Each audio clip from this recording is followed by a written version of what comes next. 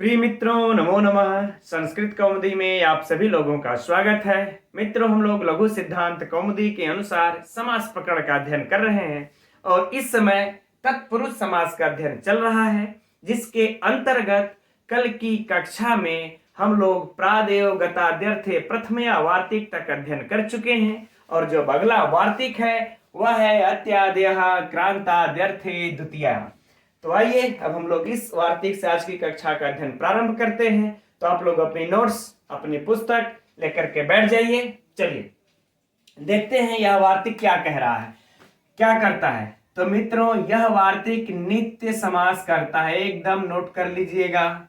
यह वार्तिक नित्य समास करता है। अब किन किन कंडीशन में, किन के बीच में यह नित्य समास करता है, तो अब आइए वार्तिक में देखते हैं।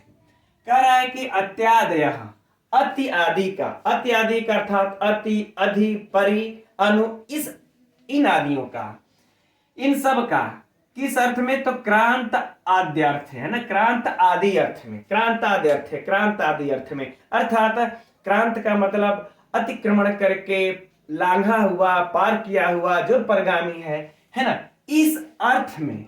ठीक, किसके साथ समास होता है, तो द्वितीया सुबंत के साथ समास होता है, नित्य समास होता है। ठीक, अब इसको हम लोग अब इस तरह से भी थोड़ा सा समझ लेते हैं। यहां से देखिए मित्रों, हम लोग इसको बांट देते हैं इधर, यानी कि एक तरफ क्या होगा, एक तरफ होगा अति आदि होंगे क्रांत आदि अर्थ में ऐसे सुबंत, कैसे सुबंत, जो कि अति आदि हो और क्रांत आदि अर्थ में हो ऐसे सुबंत, और दूसरी तरफ क्या होंगे, द्वितीय, यानी कि द्वितीय सुबंत। सिंपल है।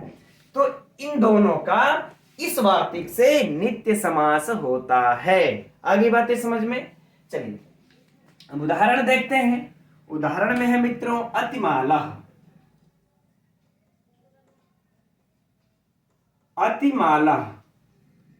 लौकिक विग्रह देख लेते हैं। अच्छा, जब नित्य समास होता है मित्रों, तो आप लोग जानते हैं कि नित्य समास का स्वपद विग्रह नहीं हुआ करता, अस्वपद विग्रह होता है, यानी दूसरा हमको लेना पड़ेगा। तब इसका क्या हो जाएगा, अतिक्रांतः, अतिक्रांतः मालाम, मालाम। ठीक, यह हो गया हमारा लौकिक विग्रह। अब अलौकिक विग्रह क्या हो जाएगा इसका, अलौकिक विग्रह हो जाएगा माला अम धन अति, धन अति। ठीक, अब हम लोग देखते हैं क्या ये कंडीशन, जो ये शर्तें रखा, क्या वह शर्त को यह लागू कर पा रहा है या नहीं, तभी तो इस वार्तिक से नित्य समास होगा। तो देखिए, इन्होंने कंडीशन रखा कि अत्यादयः, यानी कि अति आदि हो, तो हमारा अति आदि आ गया। फिर रखे कि क्रांत आदि अर्थ में हो, तो यह अति देखे क्रांत आदि अर्थ में है। अब क्रांत आदि अर्थ में कैसे मिला, तो हम लोग जब इसका हिंदी लिख लेंगे मित्रों, तो आप लोगों को समझ में आ जाएगा। अर्थात माला का अतिक्रमण करने वाला, माला का अतिक्रमण करने वाला, अतिक्रमण करने वाला। ठीक, जैसे देखिए, जो माला का अतिक्रमण करने वाला था, जो माला से बढ़ करके हो। लोग सुगंधित माला को थमा दिया करते हैं कि आपके पास रहेगी गर्दन में, चाहे आप उसको पहन लें, है ना, चाहे हाथों में धारण कर लें, तो वह आपको सुगंध जो देती रहती है, करे उस माला का चाहे शोभा देती हो, चाहे सुगंध देती हो, तो उस माला का अतिक्रमण करने वाला, उस अर्थात उस माला से भी बढ़ करके। तो जब हम यह अर्थ लगाते हैं, तो यहां पर अति का जो अर्थ अब निकलता है वह क्रांत अर्थ में हुआ कि नहीं हुआ, हो गया।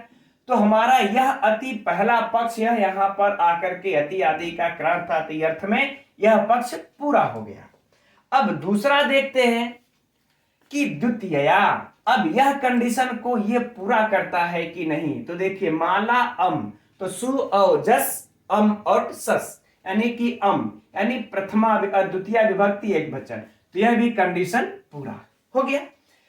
तो अब मित्रों इसमें क्या हो जाएगा, समास किस वार्तिक से, अत्यादयः, अत्यादयः इस वार्तिक से नित्य समास हो गया। आगे बातें समझ में मित्रों। अब देखिए कल चर्चा मित्रों कुगति प्रादेय सूत्र की हुई थी, तो इसमें जो लास्ट में हम लोग कु का देख लिए थे उदाहरण, गति का देख लिए थे, जब प्रादि की बात आई थी प्र आदि की, तो उसी जगह से ये वार्तिक वाला पंचायत शुरू हो जाता है। ठीक, तो आप लोगों को ऑप्शन में कुगति प्रादेय भी सूत्र देगा तो उसको नहीं मारना है, यह इससे नित्य समास हो रहा है, यह याद रखिएगा। ठीक, चलिए अब समास हो गया, तब आगे की प्रक्रिया आप लोग जान रहे होंगे, जो लोग रोजाना प्रतिदिन कक्षा लेते हैं और जो लोग आज अगर नए जुड़े होंगे तो उनके लिए समझ लेते हैं कि इसमें किसका पूर्व प्रयोग होगा, तो जिसकी उपसर्जन संज्ञा होगी उसका पूर्व प्रयोग होगा। आज थोड़ा सा उपसर्जन पर हम लोग चर्चा करते हैं क्योंकि आगे फिर एक और उपसर्जन की आज बातें आएंगी। ठीक है, इसलिए उपसर्जन की आज चर्चा करके थोड़ा सा नोट कर लेते हैं। तो देखिए यह इसमें जो प्रथमा से निर्दिष्ट होगा उस वार्तिक में, वही यहां पर जो है कि यहां पर उपसर्जन संज्ञा होगी। तो देखिए अत्यादेह, अत्यादेह में कौन सी विभक्ति है? प्रथमा, यानी अति आदि प्रथमा में निर्दिष्ट है। तो ये इसमें जो अति आदि आएंगे उन्हीं की प्रथमा निर्दिष्टम समासम उपसर्जनम से उपसर्जन संज्ञा होगी। किससे मित्रों? प्रथमा निर्दिष्टम समास उपसर्जनम। चलिए ठीक, समास उपसर्जनम, राइट है ना। इससे इसकी कौन सी संज्ञा हो गई? उपसर्जन संज्ञा, अति की। फिर हम लोग अगला जो सूत्र लाते हैं वो है उपसर्जनम पूर्वम, उपसर्जनम पूर्वम,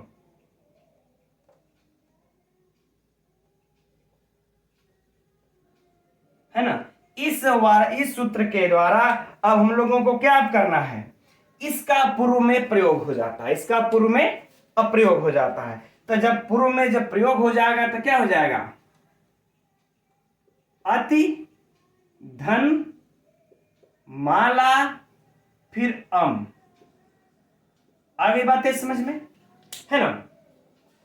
अब इसके आगे फिर वही बातें होती, कृत तद्धिति समासाश्च सूत्र से इसकी प्रातिपदिक संज्ञा होती है। किस सूत्र से होती है मित्रों? कृत तद्धित समासाश्च सूत्र से इसकी प्रातिपदिक संज्ञा होती है।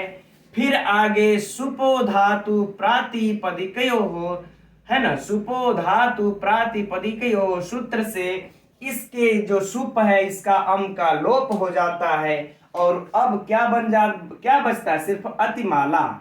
तो हम मिला देंगे, हो गया अतिमाला। ठीक, अतिमाला हमारा बन गया। अब देखिए यहां के बाद आप लोगों के पुस्तक में एक और सूत्र लिखा होगा, प्रथमा एक विभक्ति चा पूर्व निपाते। अब इस सूत्र को समझते हैं।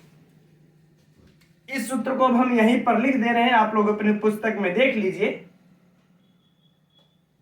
एक विभक्ति, यह सूत्र थोड़ा सा महत्वपूर्ण है, चापुर निपाते।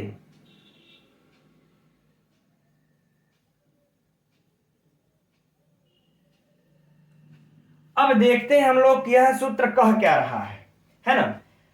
तो देखिए यह सूत्र कह रहा है कि जब एक विभक्ति में हो, एक विभक्ति में हो, जब किसी समास का हम विग्रह करते हैं तो जब वह एक विभक्ति में ही हो जाता है तो उसकी उपसर्जन संज्ञा होती है। यह मित्रों संज्ञा सूत्र है, यह एक बात दिमाग में नोट कर लीजिएगा, यह परीक्षा में पूछा हुआ प्रश्न है। ठीक, तो यह कैसा सूत्र है? संज्ञा सूत्र है। और कौन सी किस चीज की संज्ञा करता है? उपसर्जन संज्ञा करता है, याद रहे। अब यहीं पर हम बता देना चाहेंगे, जो प्रथमा निर्दिष्टम समास उपसर्जनम, यह भी देखिए हम लोगों की उपसर्जन संज्ञा करता है। यह भी सूत्र क्या करता है? संज्ञा करता है ना। और यह भी देखिए संज्ञा कर रहा है एक विभक्ति चापुर निपाते, और यह भी उपसर्जन संज्ञा ही कर रहा है, उपसर्जन संज्ञा यह भी करता है। लेकिन इसके साथ एक शर्त रखा गया है कि च अपूर्व निपाते, कि हम उपसर्जन संज्ञा तो कर देंगे लेकिन इसका पूर्व में निपात नहीं करना है, आपको इसका पूर्व में निपात नहीं करना है। अब इस चीज को देखें हम लोग इस सूत्र से समझते हैं, इसीलिए मैंने आज थोड़ा पूरा लिखा हुआ है कि देखिए, जो सूत्र में प्रथमा से निर्दिष्ट होता है, प्रथमा निर्दिष्टम समास उपसर्जनम, यानी जो सूत्र में प्रथमा से निर्दिष्ट होता है वही चीज अगर हमको विग्रह में दिख जाता है तो जो निर्दिष्ट होता है उसकी समास, उस समास में उसकी उपसर्जन संज्ञा हो जाती है। तो यहां पर हमारी अति की उपसर्जन संज्ञा हो जाती है। फिर हमारा इस अगले सूत्र के द्वारा इसका हम पूर्व में प्रयोग हम कर लेते हैं, अर्थात जैसे ही अति की उपसर्जन संज्ञा हुई हम इस अति को इस उपसर्जनम पूर्वम से पूर्व में प्रयोग कर लिया, ठीक, अति को यहां ला दिए। लेकिन इससे जो उपसर्जन संज्ञा अगर होगी, है ना, इस सूत्र से, तब कह रहे हैं कि इसको च अपूर्व निपात, इसका हम पूर्व में निपात नहीं करेंगे, अर्थात जो इस सूत्र से उपसर्जन संज्ञा होगी उसी का उपसर्जनम पूर्वम से निपात हम कर सकते हैं। इस सूत्र वाले से जिसकी उपसर्जन संज्ञा होती है उसका हम पूर्व में निपात नहीं करते हैं। लेकिन तब बात आएगी कि यहाँ उपसर्जन संज्ञा इसको करने की क्या जरूरत पड़ी, तो वह आगे हम लोग देख मिल जाएगा अभी। लेकिन अब यहाँ पर बात होगी कि एक विभक्ति चापुर निपाते, कि एक विभक्ति वाले की उपसर्जन संज्ञा होती है। अब हम लोगों को मैटर यहीं पे फंस जाता है कि यार एक विभक्ति है क्या। तो देखिए, जो विग्रह में सदैव एक ही विभक्ति में रहता हो उसी की उपसर्जन संज्ञा होती है। उदाहरण के तौर पर हम आप लोगों को लिख लेते हैं। जैसे समझिए, हम एक तरफ देखिए लिख रहे हैं इस तरह से, बिल्कुल समझिए सरल भाषा में, अतिमाला। अतिमाला में देखिए प्रथमा विभक्ति है, ठीक है। फिर आगे लिख देते हैं अतिमालम, इसमें द्वितीय विभक्ति हो गई, संधि अरे समास है। फिर हम देखिए लिख देते हैं तृतीय विभक्ति में अतिमालेन, है ना, यह हो गई तृतीया। हम चतुर्थी में फिर लिख देते हैं अतिमालाय, अतिमालाय, ठीक। यह सब क्या है, यह सब समास है हमारा, यह सब क्या है, समास, ठीक। अब जब हम इस जो चारों विभक्ति में, इसी तरह से आप लोग पंचमी षष्ठी सप्तमी भी समझ लीजिएगा। इस तरह से जब हमको अन्य विभक्तियों में जब हम समास करते हैं और इसकी समास को जब हम विग्रह करते हैं अतिमाला का, तो इसमें देखिए क्या होता है, इसका अतिक्रांतः मालाम, अतिक्रांतः मालाम, ठीक, राइट। अब फिर जब द्वितीय वाले विभक्ति में जो समास हुआ है इसका फिर जब हम विग्रह करते हैं तो देखिए ये जो अतिक्रांता था क्या हो जाएगा, अतिक्रांतम, अतिक्रांतम। और लेकिन यह जो मालाम है इसमें कोई बदलाव नहीं होगा, यह यहां भी द्वितीय में है और यहां भी द्वितीय में रहेगा। उसी प्रकार से तृतीय समास जो हुआ अतिमालेन में, तो हम इसका क्या कर देंगे, अतिक्रांतेन, अतिक्रांतेन, ठीक। लेकिन इसका जो अब विग्रह में फिर यह होगा तो यह भी वही इसी तरह से रहेगा मालाम। फिर इसी प्रकार से चतुर्थी में देखिए अतिक्रांताय, अतिक्रांताय, और फिर यह किसमें रहेगा, मालाम, राइट ना। तो मित्रों यहां पर हम यह समझाने का प्रयास कर रहे हैं आप लोगों को कि यह जो समास हुआ है, अतिमाला प्रथमा विभक्ति, अतिमालम द्वितीय, अतिमालेन तृतीय, अतिमालाय चतुर्थी विभक्ति, जो समास हुए हैं इनका जब हम विग्रह करते हैं तो अतिक्रांतः में देखिए, अतिक्रांतः में तो विभक्ति बदली, प्रथमा हुई, अतिक्रांतम में द्वितीय हुई, अतिक्रांतेन में तृतीय हुई, अतिक्रांताय में चतुर्थी हुई। लेकिन इस मालाम में द्वितीय तब भी थी, इस प्रथमा वाले समास के विग्रह में मालाम द्वितीय अब भी है, मालाम अतिक्रांतेन मालाम इस तृतीयांत विग्रह के साथ भी द्वितीय में है और यहां भी मालाम द्वितीय में है। इसी तरह से आगे भी हम लोगों को समझ लेना चाहिए, अतिक्रांतात मालाम, अतिक्रांतस्य मालाम, अतिक्रांते मालाम, ठीक। तो अर्थात यह देखिए जो विग्रह हुआ इन सभी विग्रहों में इस मालाम में एक ही विभक्ति रही, इसके विभक्ति में कोई बदलाव नहीं हुआ। यही बात यहां पर यह सूत्र कहना चाहता है कि जब हम समास का विग्रह करें और उस विग्रह में यह एक ही विभक्ति में हो ना, एक विभक्ति जब एक ही विभक्ति में होगी तब इसकी उपसर्जन संज्ञा होगी, तो इस मालाम की उपसर्जन संज्ञा हो जाएगी, अर्थात जो हम लोगों का अतिमाला बना है, तो जो माला शब्द है अब इसकी कौन सी संज्ञा हो जाएगी? उपसर्जन संज्ञा, क्योंकि यह एक ही विभक्ति में है। आगे बातें समझ में ना मित्रों? अच्छा, यह मित्रों परीक्षा की भी दृष्टि से अत्यंत महत्वपूर्ण है, प्रश्न है। यह जब घुमा के इस तरह से परीक्षा में पूछ देगा तो मित्रों अच्छे अच्छे लोग धाराशायी हो जाएंगे। इसलिए आप लोग इस तथ्य को एकदम नोट कर लीजिएगा दिमाग में कि जब यदि अतिमालाएं पूछे तो हम सिर्फ अतिक्रांताएं में विभक्ति को चेंज हम करेंगे, माला में नहीं। अतिक्रांताएं मालाएं नहीं कर देना है यहाँ पर कि हम अतिक्रांताएं मालाएं कर दे, नहीं, अतिक्रांताएं मालाम मालाम। अतिमालेन का दे दे प्रश्न इस तरह से, अतिमालेन का समास विग्रह होगा। अतिमालेन का क्या समास विग्रह होगा? तो अतिक्रांतेन मालाम लिखना है, अतिक्रांतेन मालेन नहीं लिख देना है ना, विकल्प में रहेगा, वह सब रहेंगे। तो हम लोगों को इस पर ध्यान देना है, ठीक है ना, कि मालाम हमेशा द्वितीय विभक्ति में होगी और इधर अतिक्रांत जो होगा वह जो विभक्ति इसमें नजर आएगी उसी विभक्ति में अतिक्रांत को रख देना है। यह परीक्षा के लिए बहुत महत्वपूर्ण है और यह पूछ चुका है कई परीक्षाओं मित्रों, तो आप लोग इस पर विशेष ध्यान रखिएगा, हो सकता है एलटी में पूछ दे, राइट। चलिए, अब आप लोगों की एक विभक्ति का उपसर्जन संज्ञा कंफर्म हो गया, हम ऐसा समझते हैं। चलिए, अब जब इसकी उपसर्जन संज्ञा हो जाती है, अब तब देखिए अब आगे क्या होता है। अब अगला कार्य होता है, अब अगला जो सूत्र आता है वह है गो स्त्रियो और उपसर्जनस्य।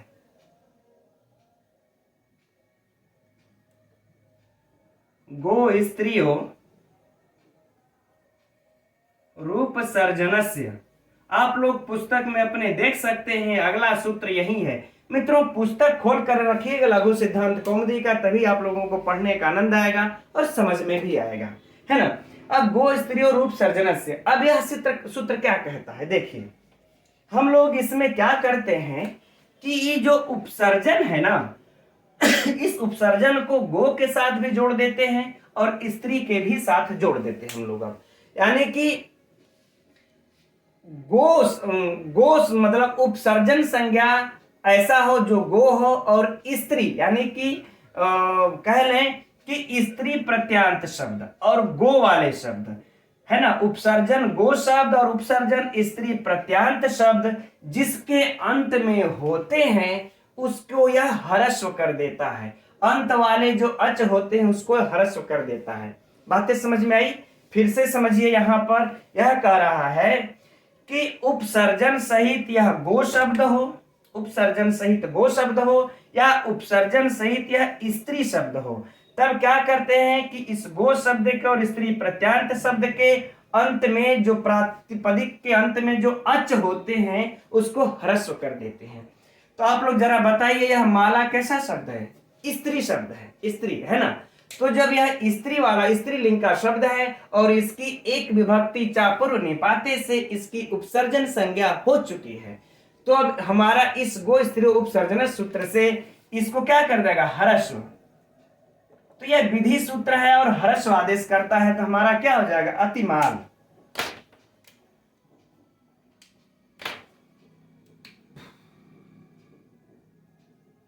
ये रहा मित्रों,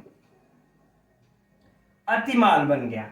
अब इसके बाद हम जो है कि सु आदि की उत्पत्ति कर लेते हैं, ठीक। जब सु आदि की उत्पत्ति कर लेते हैं तो अगर हमको प्रथमा विभक्ति में रखना है तो सु लगा करके हम अतिमाल बना लेंगे, और अगर द्वितीया में रखना है अतिमालम तो हम अम लगाएंगे। जैसा भी हमको जिस विभक्ति में रखना होगा उस तरीके से हम बना करके, अब सु लगेगा तो आगे की प्रक्रिया आप लोग जानते ही हैं। स को रुत्त होकर के रेफ को विसर्ग होकर के अतिमाला बन जाता है, यह बन गया अतिमाला।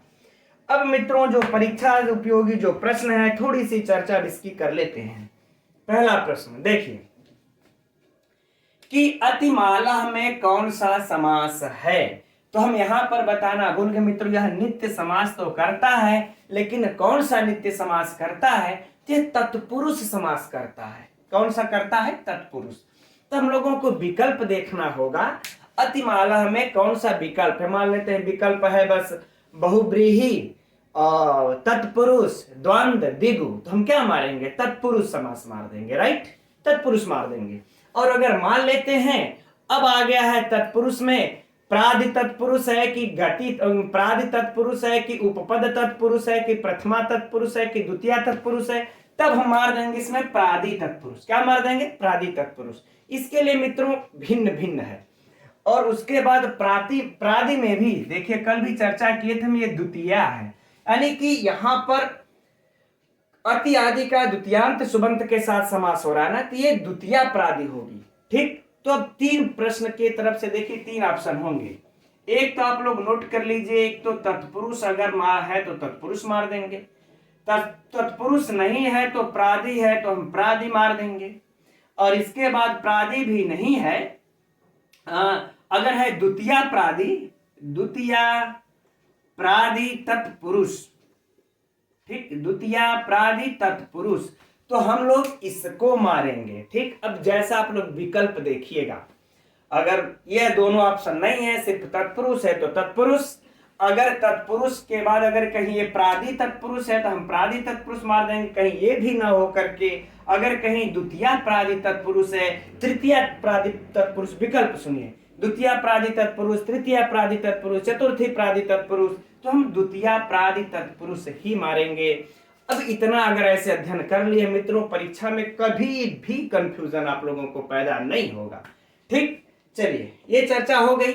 अब आ गई बातें इसके लौकिक विग्रह की। अच्छा हाँ, एक बात और भी यही कहना था कि जो निष्कौशाम्बी जो शब्द है, इसका हम लोगों को यूपी टेट में इसी तरह से पूछा था कि कौन प्रादि तत्पुरुष है ना, यूपी टेट में एक बार का पूछा है, तो ऐसे प्रश्न पूछे जाते हैं, याद रखिएगा। चलिए अब देखिए, अतिक्रांता मतलब इसमें अतिमाला का लौकिक विग्रह पूछे तो ये, ठीक, अब अगर अलौकिक विग्रह पूछे तो ये माला अम अति।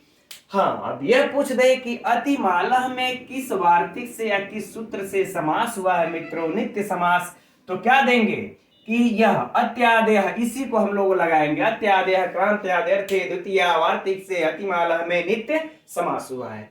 अब देखिए, यह खतरनाक प्रश्न परीक्षा में जो पूछ चुका है, ये जो हम लोग बात कर रहे हैं इसकी प्रथमा निर्दिष्टम, जो यह भी संज्ञा करता है, और एक विभक्ति चापुर निपाते यह भी संज्ञा करता है। तो यह दोनों जैसे कि दिया है, परीक्षा में पूछे हैं कि निम्न में से कौन उपसर्जन संज्ञा करता है, कौन उपसर्जन संज्ञा करता है? 4 ठो सूत्र, विकल्प में दोनों है ना, अरे विकल्प में दोनों, तीसरापन उपर्युक्त दोनों, तो याद रहे उपर्युक्त दोनों यह उपसर्जन संज्ञा करते हैं।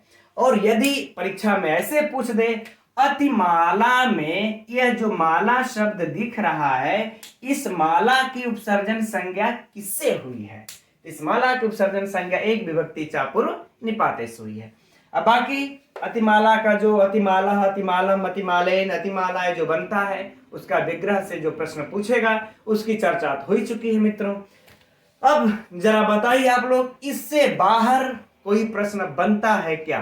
कोई नहीं बनता है मित्रों।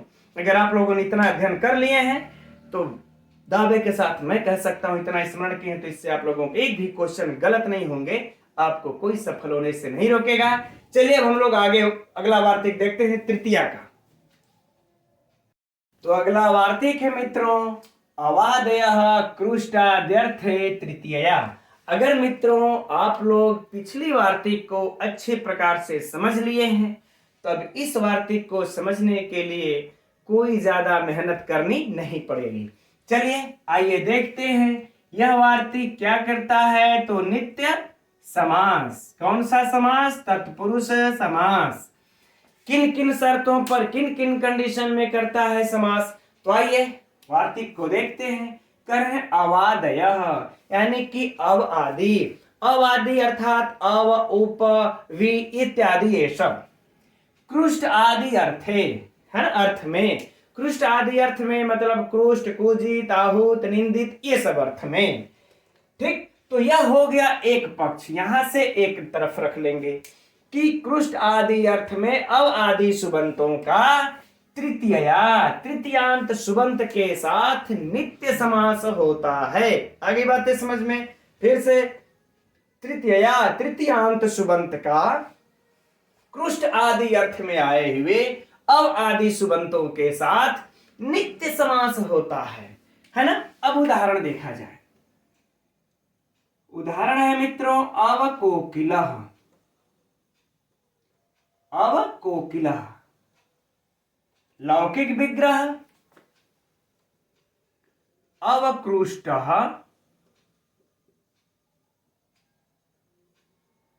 कोकिलया, अवकृष्टः कोकिलया। यह क्या हो गया हम लोगों का लौकिक विग्रह। अलौकिक विग्रह कोकिला, टा धन अव। अब हम लोग यह देखते हैं कि यह जो है जो समास हुआ है क्या इनकी शर्तों को यह पूरा करता है कि नहीं। अब बात आ जाती है अव की। ठीक, तो अव देखिए, तो अव आदि यहां हमें अव प्राप्त हो गया। अब रह गया बात कि यह अव क्या कृष्टादि अर्थ में आया है, कृष्ट आदि अर्थ में आया है, तभी अब यदि कृष्ट आदि अर्थ में आएगा तभी समास होगा, दूसरे अर्थ में आ गया तो फिर नहीं। तो ये कृष्ट आदि अर्थ को समझने के लिए इसका हिंदी देख लेते हैं हम लोग, स्पष्ट हो जाएगा। तो हिंदी होगा कोयल से कूजित, कोयल से कूजित, है ना। तो देखिए कूजित, निंदित, आहूत आदि अर्थ होता ही है। तो हमारा यह भी कंडीशन लागू हो गया इस पे, यानी इधर वाला पक्ष पूरा। अब हो गया कि तृतीया तृतीयांत सुबंत है कि नहीं। तो देखिए कोकिलाटा कैसा सुबंत है, तृतीयांत सुबंत है। अब हमारा काम शर्तें एकदम बिल्कुल लागू हो रही हैं यहाँ पर। तो जब शर्तें लागू हो रही है मित्रों यहाँ पर, तो किस सूत्र से यहाँ पर किस वार्तिक से नित्य समास हो जाएगा, अवादेय से। अवादेय से यहाँ पर नित्य समास। ठीक, नित्य समास हो गया। बाकी आगे की प्रक्रिया से वही कि उपसर्जन संज्ञा होगी। अब देखिए यहाँ पर अवादेय प्रथमा से निर्दिष्ट है सूत्र में, इसलिए इसकी जो उपसर्जन संज्ञा होकर के पूर्व प्रयोग होकर के क्या बन जाएगा, अवकोकिला, अवकोकिला। ठीक, अब बाकी कृत तद्धित समास आदि से प्रातिपदिक संज्ञा होकर के सुपो धातु से इसका टाका लोप हो जाएगा, तो बच जाएगा अवकोकिला। अब फिर से मित्रों आगे हम लोगों का कौन सा सूत्र काम अब करेगा, वही एक विभक्ति चापूर्व निपाते, एक विभक्ति चापूर्व निपाते जो अभी हम लोगों ने पढ़ा। इसका भी सेम कंडीशन वही रहता है कोकिला का, है ना। इस कोकिला का सेम कंडीशन जैसे हम लोग मालाम का देखे थे। तो इसका भी एक विभक्ति में होने के कारण इस कोकिला की कौन सी संज्ञा हो जाएगी, अब उपसर्जन संज्ञा। किस सूत्र से, इस एक विभक्ति चापूर्व निपाते सूत्र से इसकी हो गई उपसर्जन संज्ञा। राइट, उपसर्जन संज्ञा हो जाती है तब कौन सा अगला सूत्र आ जाएगा, फिर से पुनः जो हम लोग पढ़े थे, है ना, कि गो स्त्रियो रूप सर्जन से सूत्र से इसके अंतिम अच को ह्रस्व आदेश होकर के क्या हो जाएगा, अवकोकिल हो गया, अवकोकिल। अब बात आती है आगे, अवकोकिल हो गया। अब बाकी सु आदि की उत्पत्ति कर लेंगे। अच्छा मित्रों यहाँ पर होगा कि परवद लिंगम द्वंद तत्पुरुषो सूत्र यहाँ पर काम नहीं करता है, नहीं तो उसके अनुसार हमको इसको स्त्रीलिंग में रखना पड़ता। उसके लिए हम पिछली बार कहना भूल गए, एक आता है दिगु प्राप्ता आपन्न आलम पूर्व गति समासेषु प्रतिषेधो वाच्य, यह वार्तिक है। उस वार्तिक से इसका निषेध यानी परवर लिंगम द्वंद तत्पुरुषो सूत्र का निषेध कर देता है, तो अवकोकिल हो जाता है। इसके बाद हम सु आदि की उत्पत्ति करके अवकोकिल बना लेते हैं। राइट, चलिए अब इसका देखिए अन्य भी उदाहरण हम लोग देख सकते हैं। यहाँ पर अन्य उदाहरण कौन है, उपपति, उपपति। ठीक, उप के साथ है ना, उप और पति जो है यानी कि उपमितः पत्या, उपमितः पत्या के साथ यह भी हो जाता है। और भी है निमुनि, नी मुनि। ठीक, इस प्रकार से मित्रों और भी कई उदाहरण बनते हैं। चलिए अब वो आप लोग देख लीजिएगा, आप लोगों के पुस्तक में अगर दे रखा होगा तो, है ना। अब हम लोग इस पे चर्चा कर लेते हैं, जो परीक्षा उपयोगी प्रश्न जो पूछता है उसको। अब कोकिला में कौन सा समास है? फिर वही बातें होंगी जो कि हम लोगों ने चर्चा किया था अभी अतिमालाम के साथ, अतिमाला के साथ। ठीक है, यह लेकिन बस बात हो जाएगी, यह तृतीया प्रादि होगा, यह तृतीया प्रादि तत्पुरुष समास होगा। अगर विकल्प में तो यही मारेंगे क्योंकि ये तृतीयांत है। ठीक, अगला प्रश्न इसका, यह लौकिक विग्रह ये रहा, अलौकिक विग्रह ये रहा। अब अगला प्रश्न, क्या कोकिला में किस सूत्र से या वार्तिक से समास हुआ है? मित्रों नित्य समास हुआ है, तो कहीं दूर मत जाइएगा, कुगति प्रादेह में मत घुसिएगा आप लोग। यही अवादेय कृष्ट आदि अर्थे तृतीया से समास हुआ है। अब अगर मान लेते हैं प्रश्न को थोड़ा सा और घुमाए और इस तरह कैसे पूछ दे, अव का कोकिल के साथ किस अर्थ में समास हुआ है? तो लिख दीजिएगा कृष्ट आदि अर्थ में। किस अर्थ में हुआ? कृष्ट आदि अर्थ में। ये वाला किस अर्थ में समास हुआ? कृष्ट आदि अर्थ में। अब इससे मित्रों बाकी और तो चर्चा पिछले में हो चुकी है। चलिए अब अगले वार्तिक की तरफ बढ़ते हैं। तो अगला वार्तिक है मित्रों, पर्यादयो ग्लानाद्यर्थे चतुर्थ्या। यह भी मित्रों नियम इस वार्तिक में भी सेम वही सब लगेंगे, बस शर्तें थोड़ी सी बदल गई हैं। तो आइए देखते हैं, यह भी कौन सा है? नित्य समास यह भी करता है मित्रों, है ना। कंडीशन इसके लिए क्या रख दिए हैं इस वार्तिक में? कह रहे हैं परि आदि का ग्लान आदि अर्थ है। ग्लान आदि अर्थ में अर्थात ग्लान, खिन्न, दुखी, है ना। इस अर्थ में एक तरफ यह हो जाएगा, दूसरे तरफ चतुर्थी सुबंत हो जाएंगे। चतुर्थ्यंत सुबंत के साथ नित्य समास होता है। उदाहरण इसके लिए है मित्रों, पर्यध्ययनः, ध्ययनः। ठीक, लौकिक विग्रह परिग्लानः, अध्ययनाय।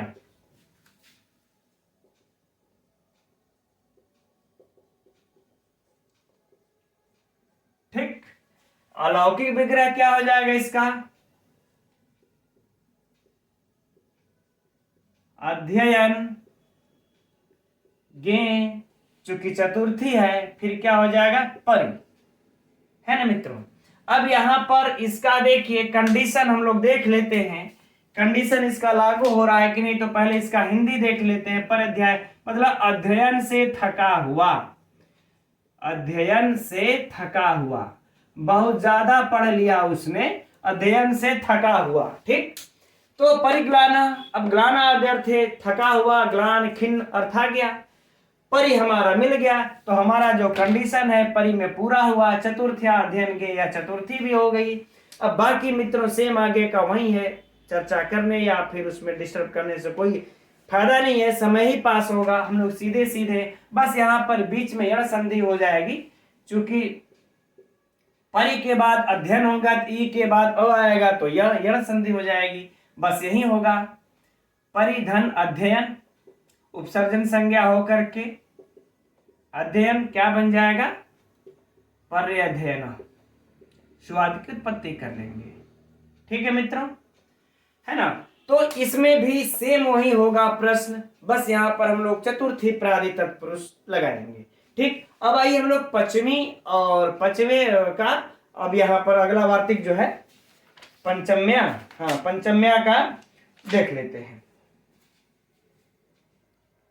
अगला वार्तिक है मित्रों अब निरादया क्रांत्यादि अर्थे पंचम्या। इस वार्तिक में भी मित्रों वही नियम लगेंगे जो हम लोगों ने द्वितीय, तृतीय, चतुर्थी में भी अध्ययन किए, बस थोड़ी सी शर्तें इसकी बदल गई हैं। लेकिन ये सब के सब वार्तिक मित्रों बहुत ही महत्वपूर्ण है, परीक्षा में पूछते हैं, इसलिए हम लोग स्किप नहीं करेंगे, ध्यान से इसको भी देख लेंगे।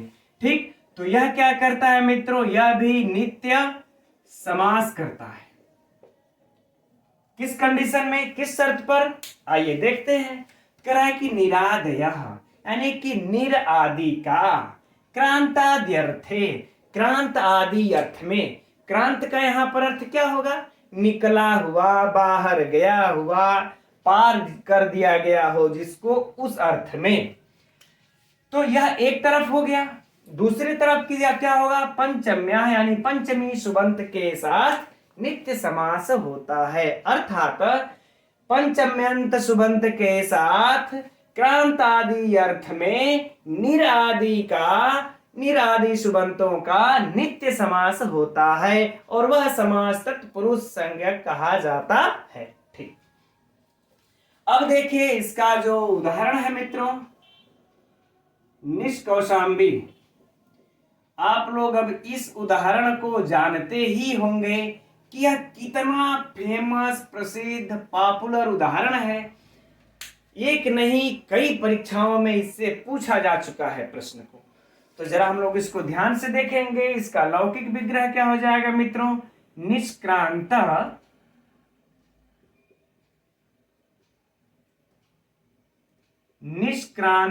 कौशाम्ब्या।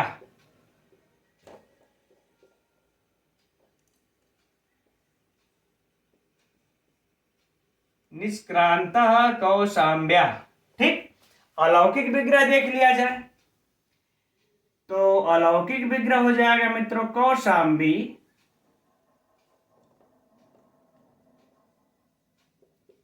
याद रहे अलौकिक विग्रह में कैसे लिखना है ना, यह कौशाम्बी में मात्रा दीर्घ रहेगी। ऐसा ना हो अलौकिक विग्रह दे दे तो यहां पर हम लोग गड़बड़ा जाए, ऐसा नहीं करना है। कौशाम्बी, अब पंचमी की बात है तो गंशी, धन अब क्या हो जाएगा?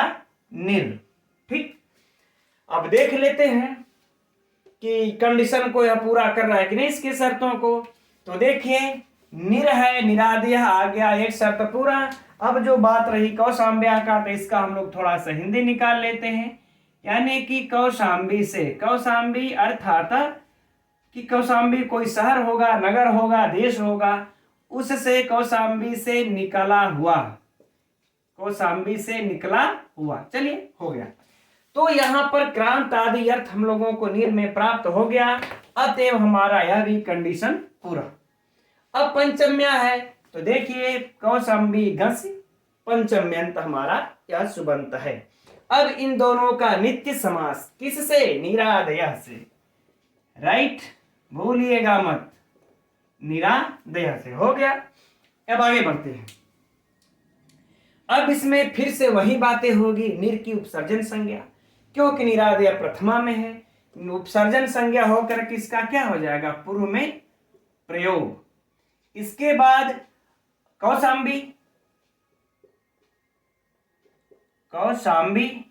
ठीक, अब इस कौशाम्बी का, ओह यह तो दीर्घ रहेगा, कोई बात नहीं, कौशाम्बी। अब इस कौशाम्बी में वही बातें होंगी, गस का लोप हो जाएगा, कृत तदित समास से प्रातिपदिक संज्ञा होकर के सुपो धातु प्रातिपदिक की ओर से घस का लोप। बच गया हम लोगों का निर कौशाम्बी, है ना। अब यहां पर मित्रों सेम वही सूत्र काम करेगा, कौन सा जरा बताइए आप लोग, है ना। उप एक विभक्ति चा पूर्व निपाते, वही काम करेगा यहां पर भी पुनः। इसकी एक विभक्ति चा पूर्व निपाते से इस कौशाम्बी की उपसर्जन संज्ञा, उपसर्जन संज्ञा होने के बाद फिर से हमारा अगला सूत्र वही आ जाएगा, गो स्त्रियो उपसर्जनस्य। इस सूत्र से इसकी क्या हो जाएगी फिर? इसको ह्रस्व, अंतिम अच को ह्रस्व। जब अंतिम अच को ह्रस्व हो जाएगा तो क्या हो जाएगा? निर कौशाम्बी, अब होगा ह्रस्व। लेकिन अब देखिए यहां पर सारा यहां पर निर है, इस निर का क्या किया जाएगा? तो यहां पर हम लोगों को बस दो सूत्र एक्स्ट्रा लगाने होंगे। एक तो खरवसान्यो, एक तो खरवसान हम लगा देंगे, खरवसान्यो विसर्जनीय से विसर्जनीय, इस सूत्र से क्या हो जाएगा? विसर्ग, तो क्या हो जाएगा? नि। अब फिर अगला सूत्र आ जाता है मित्रों, ई दूधू पधस्य चा प्रत्ययस्य। यह हम लोगों के लघु सिद्धांत कौमुदी में पठित नहीं है। ई दूधू पधस्य, यह लघु सिद्धांत कौमुदी में लिखे नहीं है। ई दूधू पधस्य चा प्रत्यय से, इस सूत्र के द्वारा इसको क्या हो जाएगा, इस विसर्ग को सत्व हो जाएगा, जो यहां पर विसर्ग है इसको क्या हो जाएगा, सत्व हो जाएगा, यानी कि ये हो जाएगा निश। आगे बातें समझ में ना। यह सत्व किससे हुआ, इस सूत्र से, इस सूत्र से स और ई खरवसानियों से विसर्ग, तो बन गया हमारा निश। अब आगे है कौशाम्बी, तो इस कौशाम्बी को अब हम लोग जोड़ देंगे, क्या हो जाएगा, निष्कौशाम्बी, है ना, निष्कौशाम्बी। अब आगे की प्रक्रिया सेम वही होगी, यानी कि सु आदि की उत्पत्ति, है ना, सु आदि की उत्पत्ति करके हम लोग बना लेंगे निष्कौशाम्बी प्रथमा विभक्ति में, है ना, इस प्रकार से बन गया। ठीक मित्रों, अब इसमें देखिए जो अन्य भी कुछ उदाहरण है। अच्छा, एक उदाहरण की चर्चा और कर लेते हैं। अच्छा, पहले परीक्षा के प्रश्न को देख लिया जाए, फिर उदाहरणों की चर्चा करते हैं। निष्कौशाम्बी में कौन सा समास है मित्रों, पंचमी प्रादि तत्पुरुष। क्या होगा, पंचमी प्रादि तत्पुरुष समास। अगर इस तरह से नहीं दिया है तब क्या मार देंगे, तत्पुरुष समास या फिर प्रादि तत्पुरुष, जैसा ऑप्शन चर्चा हो चुकी है। किस सूत्र से हुआ मित्रों निष्कौशाम्बी में समास, इसे निरादेय से, राइट। इसका लौकिक विग्रह अलौकिक विग्रह हो गया। अब अगला प्रश्न सुनिए, निष्कौशाम्बी में निर का किस अर्थ में समास हुआ है कौशाम्बी के साथ, निर का कौशाम्बी के साथ किस अर्थ में समास हुआ है, क्रांत अर्थ में, कृष्ट अर्थ में, या फिर गति अर्थ में, गत अर्थ में। चूंकि ऑप्शन जब देगा तो जो प्रथमा में पढ़े थे हम लोग, द्वितीया में पढ़े थे ना गत अर्थ में, तृतीया में पढ़े थे कृष्ट अर्थ में, चौथा में पढ़े थे ग्लान अर्थ में, तो किस अर्थ में, तो क्रांत अर्थ में। यह हम लोगों को मित्रों पूरे के पूरे जो प्रथमा द्वितीया तृतीया चतुर्थी है सब में यह ध्यान देना है कि किसका किस अर्थ में किसके साथ समास हो रहा है। यह भी परीक्षा के लिए महत्वपूर्ण भयंकर प्रश्न है। ठीक, चलिए, तो इसका यह भी हो गया। और बाकी मुझे नहीं लगता कि इसमें से, और बाकी उपसर्जन वाली तो चर्चा हो चुकी है, हर किसी का याद रख लेना है। अब मुझे नहीं लगता कि इससे बाहर से कोई प्रश्न पूछेगा। अच्छा, एक बात है मित्रों जो परीक्षा में आया, मतलब हम लोगों को है निर्विंध्या, चर्चा उसकी थोड़ी सी कर लेते हैं।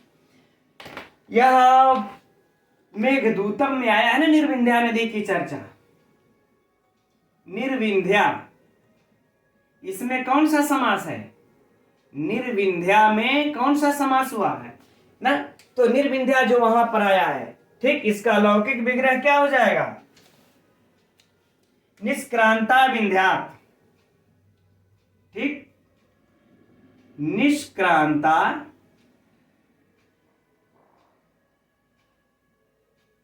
निष्क्रांता, हाँ, निष्क्रांता विंध्यात,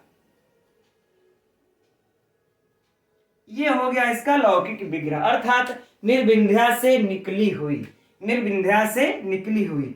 तो इसमें भी मित्रों कौन सा है, यही पंचमी प्रादि तत्पुरुष, जैसे निष्कौशाम्बी वैसे निर्विंध्या, वैसे ही मित्रों हो जाएगा। और भी निर्वाराणसी, निर्वाराणसी है, और जो है कि उद्वेल समुद्र, चलिए अच्छा इन सबों को छोड़ देते हैं, बाकी हम लोगों के अच्छा है। एक है निर्लंका, लंका से निकला हुआ है ना, निष्क्रांतो लंकाया, लंका से निकला हुआ। तो इस प्रकार से बहुत से इसके उदाहरण है मित्रों।